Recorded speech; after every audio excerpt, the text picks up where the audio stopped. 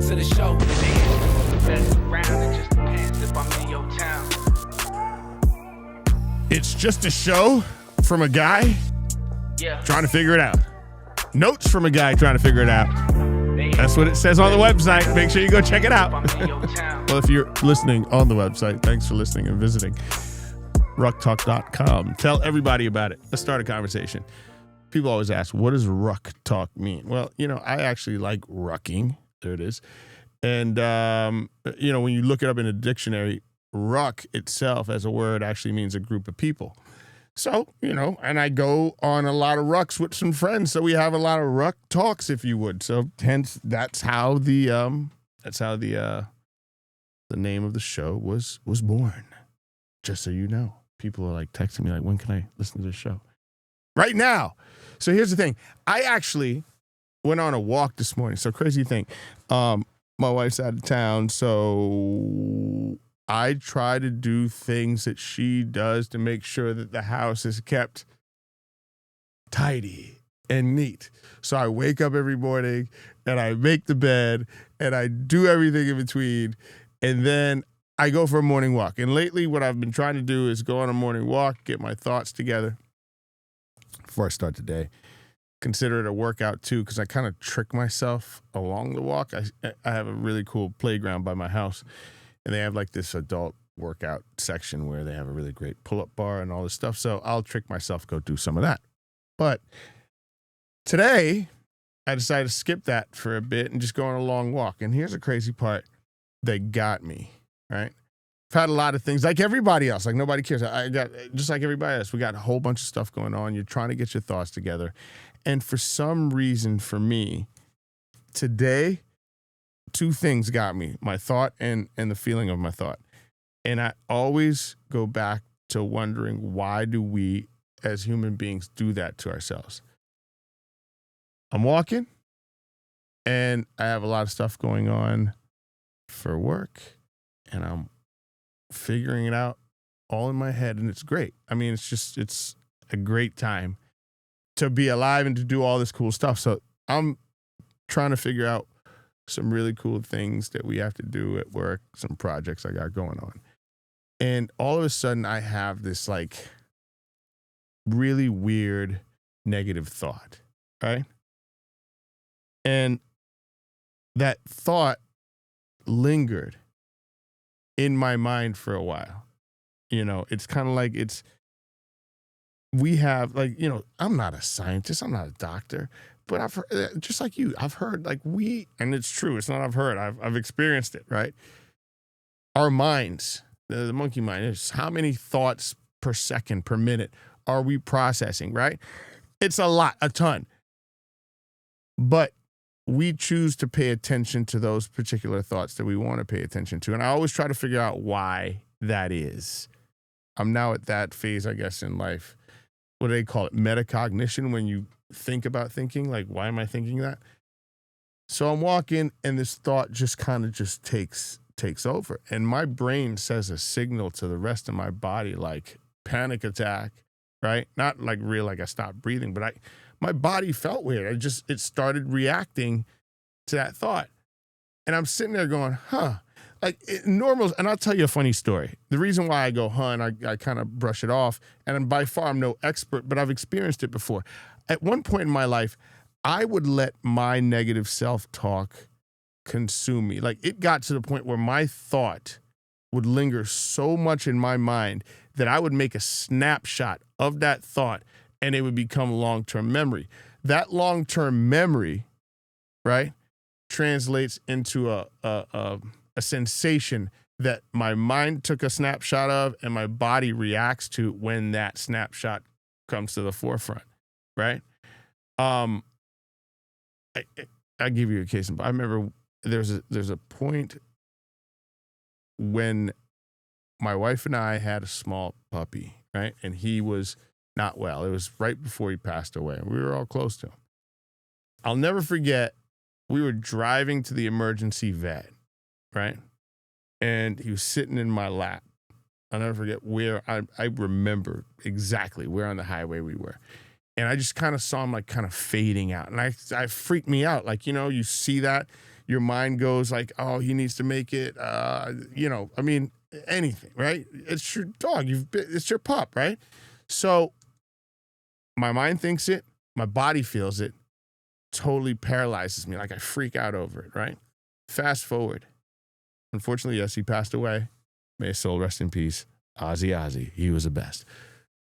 But it's funny because every time I drive that particular path or that particular highway, that route, I get that sensation. My mind and at that point, I don't know, that's what they call like your mind body, right? At that point, my mind and my body just connected and it just made a snapshot and this is what it is. And every time I'm connected with that particular route on that street, road, highway, that sensation comes around. So I say that to say, I get it, right? That's just how our biology works. It's supposed to work like that. Your mind takes snapshots of things that could cause you harm, right? But there are time and it does that for a reason, so you know never to, right? And if you do, you get the sensation, you know what that is. But there's another part of that happened to me this morning, and this is where it's like this. And today, this is not a lecture. This is like actually like if you experience this or you know how to get past this or just want to comment like that's just life, I'd love to hear your thoughts on it because I'm sitting there having a bodily sensation, right? From a thought, a bad thought, right? And the bad thought was, and honestly, just to tell you what, it literally was based around like, well, what if I fail? Like, what if this just doesn't pop off, right? And that turned into, well, if you fail, your company's gonna suck, and if your company sucks, then you can't survive, you can't live. If you can't live, then next week you're gonna get kicked out of your house. None of which is happening, by the way, none. But you don't like, and I'm kidding about I'm kidding about everything I said, but the exaggeration factor is what I'm talking about. Like I went into straight panic mode when one, there was nothing to panic about whatsoever, right? And I was projecting myself into the future for something that did not and probably will not happen. And it got me to thinking, and literally, I'm at the point, here's where I think you can master this mind body thing that you go through when you've been through it enough times and you figured out how to channel it. There was a time in my life where I would get so consumed by a thought, right? I'd get so anxious. My wife could tell you, like we couldn't even go to dinner. This is before we had kids. We couldn't even go to dinner and sit down without me having a complete, like when I say straight up anxiety panic attack, right? Because of certain thoughts that I would have. Thoughts that were just like completely irrelevant, you know? I remember we were at this one friend's restaurant. Be a very, very cool vibe on a Sunday. He had a really cool patio, right? And this happens to some people, I get it, but for me, it never did. This has never been a thing, ever. I'm, and it's a crowded patio, very kind of like social type event on a Sunday, and I start to feel claustrophobic, right? I think about it, I was like, there's way too many people in here. It's no different than any other Sunday that I've been there before, including the last Sunday. But this particular day was different. And I went through this thought process in which I just went down this rabbit hole and my body reacted to it. Nothing that I was thinking was happening or would happen. And if it did, there's no way it would have been as catastrophic as my mind painted it to be, okay? But I went down, so I started having this moment, and my wife is to the point where she knows me so well, she could just see in my eyes, like, it's not a deer in the headlights, but you could tell. She's like, all right, cool, it's time for us to go. Or she would remove me from wherever it is I am. But I went through a point where I literally, and I suggest this to anybody, I think it's just good practice. I had to go to a psychologist about it and learn, why and how it happens I'll never forget my first session with him. He said, I could have a thought right now sitting right here and I would go into straight freak out mode. That freaked me out though, I gotta say, because you don't want your psychologist to freak out when you're having a freak out moment, but I know what he was saying. I know what he was getting at, and he didn't freak out. He was just trying to point, he was trying to point to the culprit of your thought. Your thought is what channels and triggers this entire situation. I didn't believe him. I called bullshit on it, but come to find out he was right.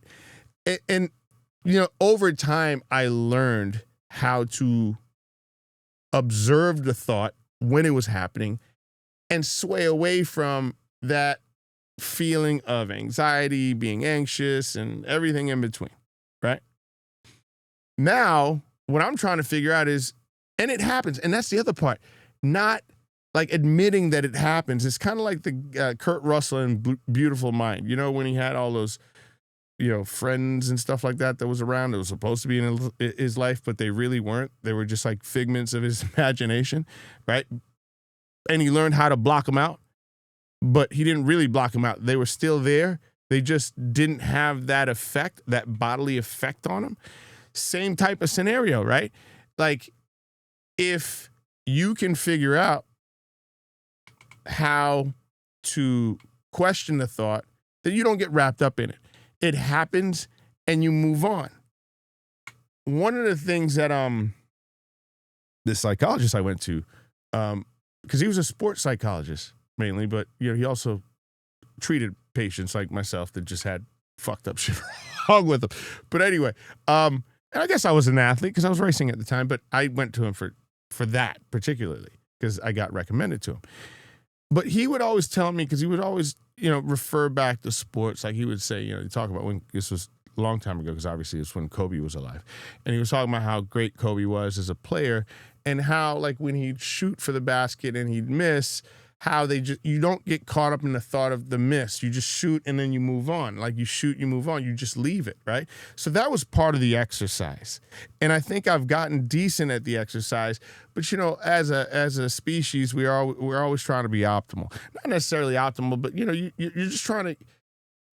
you're trying to avoid those speed bumps through mastery of this stuff, right? Like what I learned, how to look at it, how to observe it, and how to figure out that it's just a thought, and the thought is what's creating this feeling, right? And that feeling that you have, if that thought constantly happens and you're replaying it in your mind, and it could be anything. For example, you get into an argument with somebody, a friend, someone at work, right? I do this all the time. I'll get into an argument with someone, right? I'll leave it alone.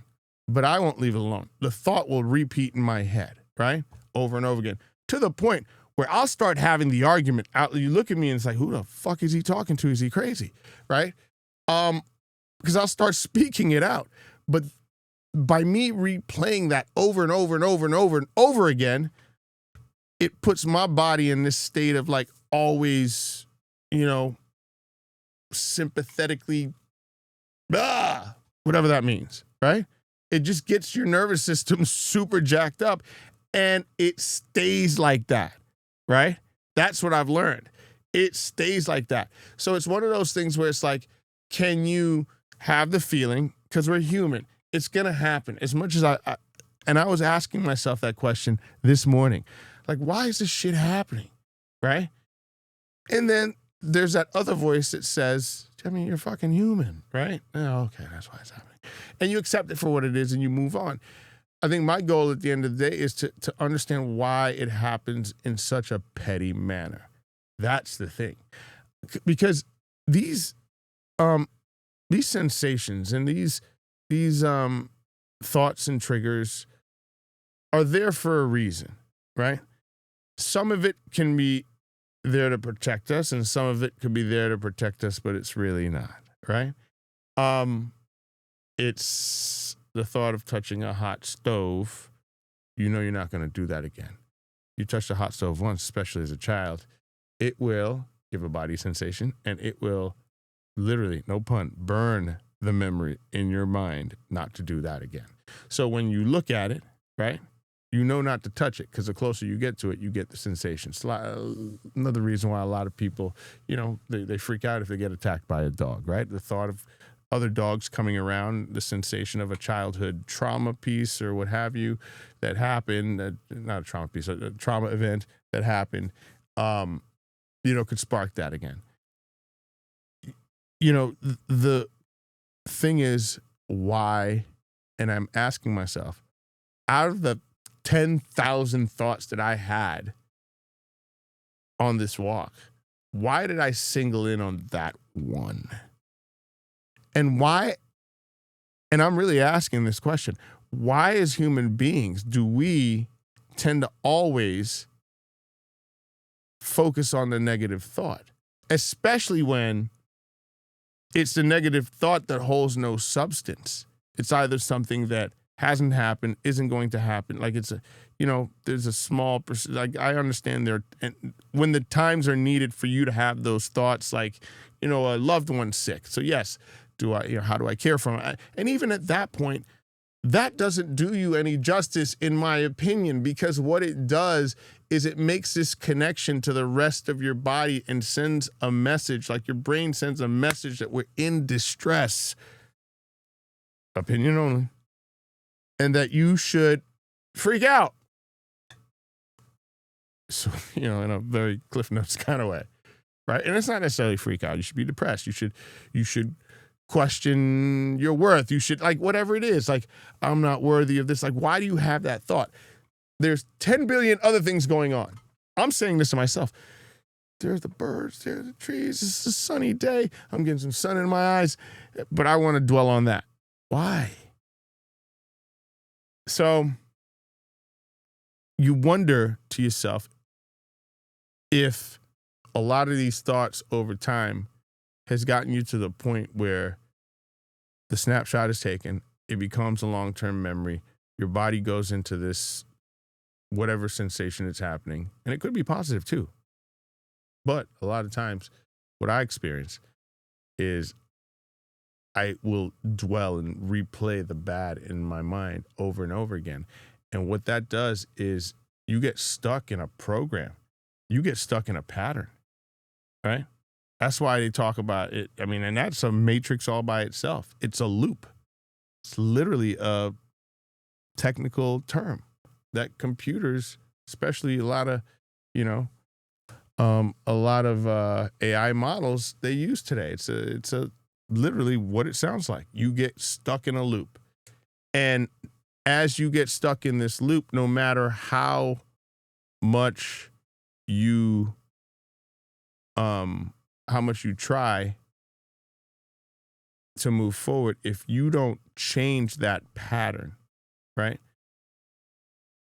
You can go from one job to the next job with the same work ethic, and the same shit will happen over and over and over again. It's funny. I did an episode where I interviewed an artificial intelligent conversational agent. And I asked it, I said, what do you think is wrong with the human race? Like, what is the good, bad, and ugly? She told me the good, which was good. She goes, the fact that as a species, you can, how creative you are and how you can make this, something happen out of nothing, and blah, blah, blah. She went on and on and on and on.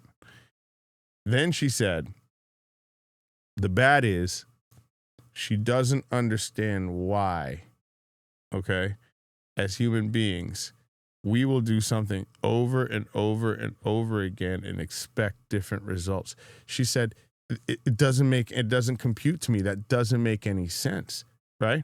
Well, the reason why we're doing it is because we're stuck in a loop. I don't think we realize that we're doing it. And, it was funny. I didn't get a chance to ask her, but, it's almost, if a computer gets stuck, if a piece of automation, whatever, gets stuck in a loop, it's literally just there's different types of loops, but there's a loop that you just won't stop, man. You're like a hamster, on a wheel, right? And until you decide to change those patterns, right? Consciously.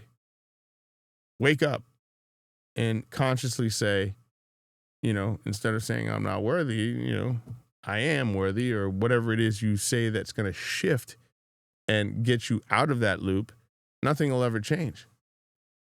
But it still remains a mystery to me why, as human beings, we tend to go to that thought that doesn't do us any service, right? Why do we pick the negative self-talk to always gravitate towards? That's what I can't figure out. And if you just, like, I have a friend that that had, I'm not gonna say her name, but I had to check on her. She had surgery, and it was she had to have she had a tumor. Long story short, right? And when you saw the tumor, you'd be like, "Holy shit, that's a big." Like, it was. She sent me a picture of it. I was like, "Whoa!" Because I was checking on it. She's like, "Want to see it?" I was like, "I just had lunch, but yeah." And I was like, "Holy smoke!" But anyway, long story short, you see something like that, right? And you hear something like that. And I remember when she was going through it before her surgery, I saw some of the posts that she was posting, and it was interesting because it was, you could feel that there was concern, and you could see that there was talk there, and the talk wasn't positive, right? We all, you could tell, and then she had the surgery, she had it removed, and holy shit, that big ass thing was benign, right? So, but there you go. It's like the thought, and the good part about it is I don't think she was in the thought, and she allowed her body enough time to stay in that feeling long enough where it could probably have turned and affected it. But I still say, like, that was putting a down payment on something that didn't happen. But that doesn't say that it can. It's like, if there's a 1% chance, you got to take it as an absolute certainty. Do we do that? Does that make any sense to even put that kind of weight onto just thoughts that are just coming in and out of our heads that just don't come true? Or the other question I had, and the other thought that I had is, well, is this thought that is now turned into a feeling that I need to identify quick before I make it an emotion, is it there to serve me, right? And this is what I mean by is it there to serve me? And here's how I turn it on its head at times. When you turn it around on its head, that feeling of failure is so not me, and I don't like it. I'm going to make sure I do everything not to be there. You know what I'm saying? Now, with that approach, I have to realize, like, well, I'm not in control of everything, and, shit could go south. But as far as I'm concerned, and my part, when I'm throwing the ball, you better damn be sure we're not failing, right? And that's how you turn it on your head. I think when that thought comes in, you flip it, and say, this is what's going to happen. But I think only if you can step back for a second and realize and look at that thought and that feeling that you're having without judgment, and just be curious about it. And it sounds like some foo-foo monk type shit, but it really ain't. There's a really cool book called The Untethered Soul. I think you should read it. Michael Springer Singer. You should read it, or the audio book, whichever you choose. But the book starts off with, there's a part in the book where it talks about how, you'll be driving in the car and you'll be caught in a conversation with yourself. Like, you're talking to yourself. Not only are you asking yourself questions, you're answering them too. And then, he was saying that while you're doing that, there's a third thing, or I forgot what he called it, but there's a third thing that's also observing, if you would, which is kind of like your consciousness, or whatever it is that he said. But the analogy that he used, being in the car, talking to yourself, do I need to get cheese? No, you got cheese yesterday at the grocery, blah, blah, blah, blah. And then there's why am I having this conversation with myself? That thing, that, whatever that is, right? that internal dialogue is what I'm trying to figure out. Like, how do we control it? Like, you have people like badasses like David Goggins that you got to control your mind. Easy for you to fucking say. Like, you know what I'm saying? It's a war zone in that bitch, right? And when it becomes that, because you have all these thoughts kind of like spitting at you, and it's almost like it's like a game of where you have a whole bunch of cards and you press the keypad or the screen and it stops to a certain card. It's kind of like that. Like, which thought am I going to have today? Stop. You know what I mean? Or no whammies, stop. Oh, you got a whammy. You got a bad thought. Here you go. That's what I'm trying to avoid, right? And when it happens, I'm trying to mitigate the amount of time that it happens for, because if you can do that, I think you can turn the tables on being a Kurt Russell where you know it's there, but you're ignoring it, and your eye is really on your true north. How do you change that picking of the thought from the bad to the good, right? Like, how do I project like, fuck, I'm going to kill this shit. Are you kidding me? And get stuck in that. And the other thing that I would say is I feel like the child mind, child brain, the subconscious portion of us, who we are as people, we need to get back to learning how to talk to it and how to let it know what we're really trying to do as far as, in life. And and if it sounds a little bit confusing, I'll explain. I, at one point, when I started my company, when I was a kid, I was a pup, I was in my 20s, I never, ever could sleep the night through because I was so excited. I would spend a lot of nights just up because I was just constantly thinking about like what my vision would be. Like, I want to have a building and I want to have employees and I want to be this and I want to be that. And I would keep saying that to myself. I started living in that program. I would get up in the middle of the night because I was so into, what I wanted to do, where I wanted to go, what I wanted to be, right? That I would replay it like a child in my mind. Like, oh, my office will be over here. I'd literally get up and go to like the closest Walmart just to see what my furniture would look like. No bullshit. At 1:00 in the morning, I'd go to the 24-hour Walmart and I'd walk the halls and just imagine it and think about it. And I had so much passion and so much oomph, right? That I had no other choice but to react to those patterns and programs that I put myself in, which was to be successful, to not think about what could go wrong, the fact that everything could go right, to be playful about it, and not necessarily, worry if you drop the ball because you're having fun and, what do you have to lose because you're going to you could lose everything and you still be happy. Like, those were my thoughts. And that is what created my drive. I talked to a buddy of mine the other day, and for me, that was like literally like 20 years ago, right? That drive, that ambition. Now I still have that. The problem is it's changed, and the stakes have gotten a lot higher. And I think I've disconnected myself, and I think a lot of us disconnect ourselves from that child brain, that subconscious brain, that part of the brain, that part of our being that needs to be coerced through patterns so it knows how to and what to do when you need it to do it. For example, when you go driving and you're thinking about something else, you get from point A to point B and you really aren't paying attention because you're deep in thought somewhere else. It's your subconscious that has gotten you from point A to point B, believe it or not, because you have done this over and over and over again, that it's become a pattern. And the same thing goes with positive thinking. If we can make patterns out of positive thoughts, like when I was that young 20-year-old and I could think about nothing else but succeeding and all the great things that we would do to succeed and how it would make us happy and everything else, how do we go back to that? And I told my buddy, I said, I don't think I can get back there.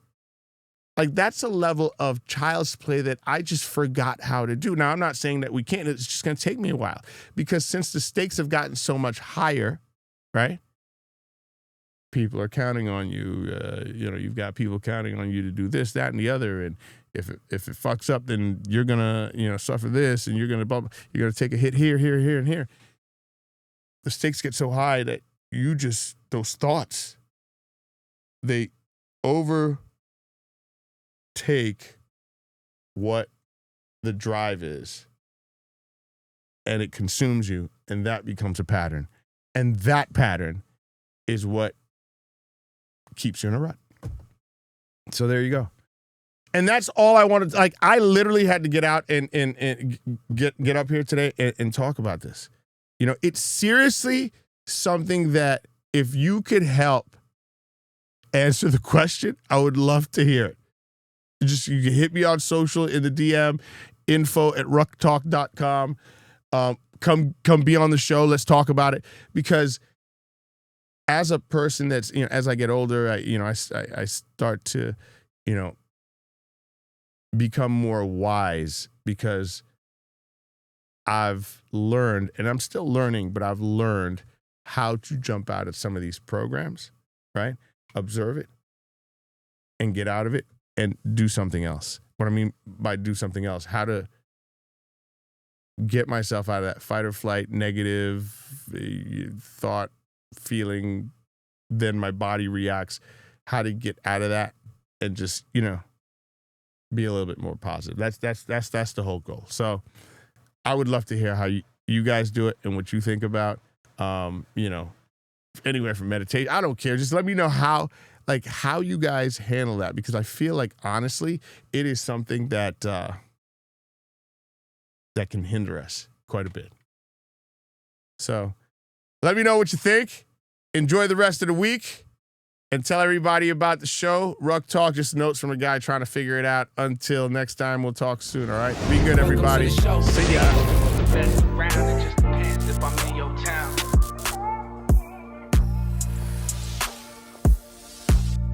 Yeah.